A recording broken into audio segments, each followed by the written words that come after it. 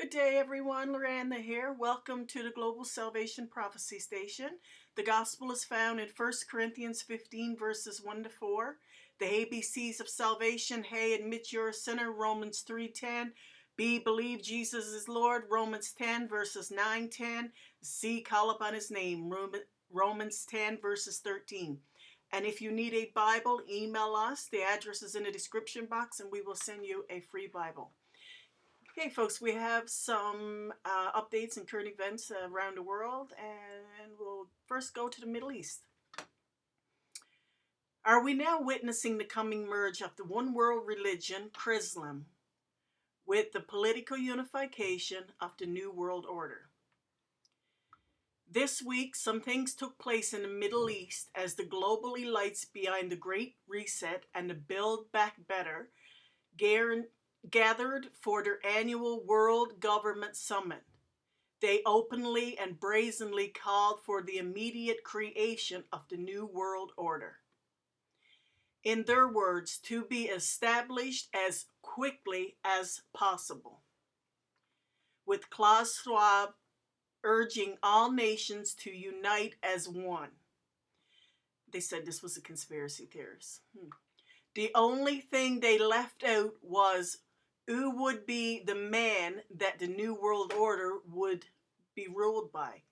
Well, we all know biblically that would be referred to as the Antichrist.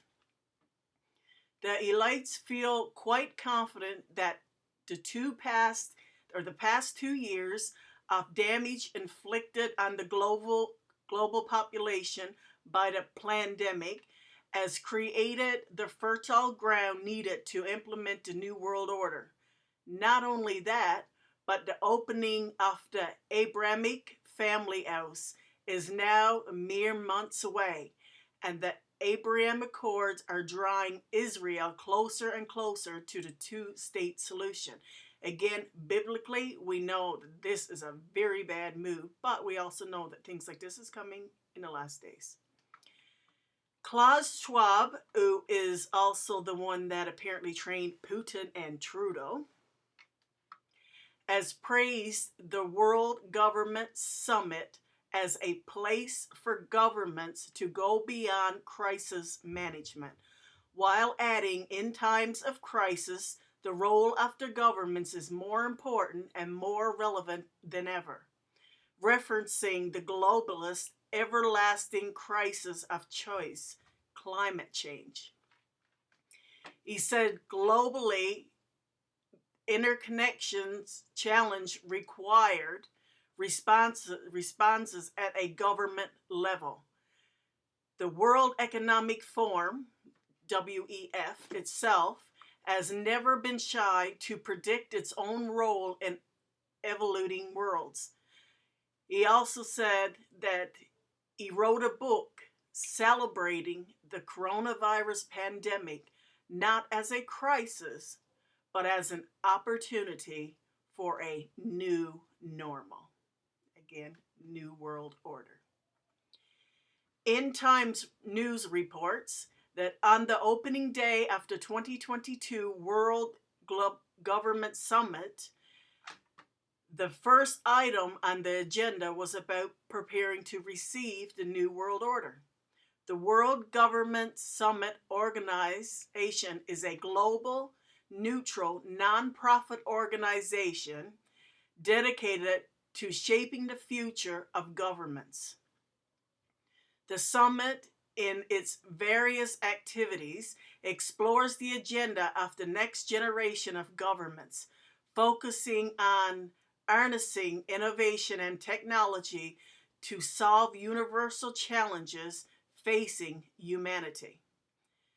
The summit will bring leaders, global experts, and decision makers from around the globe to discuss how best to implement the New World Order after the Great Reset. These are meetings that Trudeau attends. Yeah. The Ukraine and Russia railways are struggling with a backlog of grain wagons on the country's western border as trades look for alternative export routes after Russia's invasion blocked off the main Black Sea ports. Ukraine was the world's fourth largest grain exporter in 2020 and 21, according to the International Grains Council data, with the most of its commodities shipping out through the Black Sea. But with war raging along much of the coast, traders are scrambling to transport more grain by rail. The Hay PK said Ukrainian railways have opened 12 terminals for traders, but the wagons were backing up and the railways would need 2 to 3 weeks to process them and send them to customers. Traders are continuing to search for the possibility of redirecting exports to the EU by rail or by Romanian ports, but the key barriers remain limited bandwidth, logistics ability, and its highest cost. In China, Shanghai Esther Zhao thought she was doing the right thing when she brought her 2.5-year-old daughter to a Shanghai hospital with a fever on March the 26th.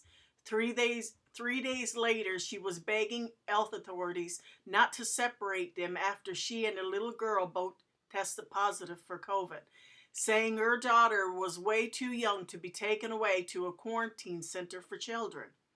Doctors then threatened Zhao that her daughter would be left at the hospital while she herself would be sent to a center if she did not agree to transfer the girl to Shanghai Public Health Clinic Center. Images of crying children at this center went viral. The anonymous poster said that these children who had tested positive for COVID had been separated by their parents, and they are leaving the parents with very little to no update on the children. It's devastating families. In the U.S., it's already bad for American farmers, especially with Bill Gates owning most of the farmland and not farming it. Now they are getting hit by higher costs of fertilizer, gas, and everything else. As a result, food prices will go up. Farmer Ben Ritzenchi recently told Tucker Carlson soaring fertilizer prices are likely to bring spikes for food prices. If you're upset that gas is up, wait until your grocery bill is $1,000 a month. And it might not just manifest itself in terms of price, it could be quantity as well, because apparently they are shrinking the packages and the product that's in it. You don't get as much, but they're going to be charging higher prices for it. And they says that this will result in empty shelves, and it may be starting very, very soon. Some people are preparing for this coming food price increase by stocking up on long-lasting food and non-perishable items. According to one report, Costco has now sold out of some of its emergency foods. I have some Bible scriptures here, guys, that pertains to some of the things that's going on. 1 John 4, verses 3. But every spirit that does not acknowledge Jesus is not from God. This is the spirit of the Antichrist, which you have heard is coming, and even now is already in the world, because we are in the last days. 1 John chapter 2, verse 18. Dear children, this is the last hour, and as you have heard that the Antichrist is coming, even now many Antichrist has come. This is how we know it is the last hour. Revelation chapter 6, verse 6. Then I heard what sounded like a voice among the 4 living creatures saying, 2 pounds of wheat for a day's wage, and 6 pounds of barley for a day's wage, and do not damage the oil and the wine, which is Israel. So it is definitely telling us that the wages are going to go up for wheat and that. So it's going to get absolutely crazy out there. Matthew 24, 6-8. And ye shall hear of the wars and rumors of wars. See that ye are not troubled, for all these things must come to pass. you're a Christian, you shouldn't trouble these things, just prepare for them. But the end is not yet. The nation shall rise against nation, and we're starting to see that come to play. Kingdoms against kingdoms, and there shall be famines, pestilence, and earthquakes in diverse places. All of these things are the beginning of sorrows. So we are in the last days. Revelation 19 tells us about the one world government and a new world order. And you can check all this out yourself. There is many verses throughout the Bible that will tell you about the new world order that is coming in the last days. Anyway, folks, that's what we have for today. Please subscribe to this channel for current updates on today's events and how they pertain to biblical prophecy. Check out the description box for links to the articles that we present to you and our contact information and how to get hold of us. And again, if you want a free Bible, we will send it to you. And it'll be at no cost to you. We just send them out. We have a few on hand. So, yeah, please give us a contact us through email, and we will get back to you ASAP. And we'll see you, like we say, air or in the air. God bless, and have a great day.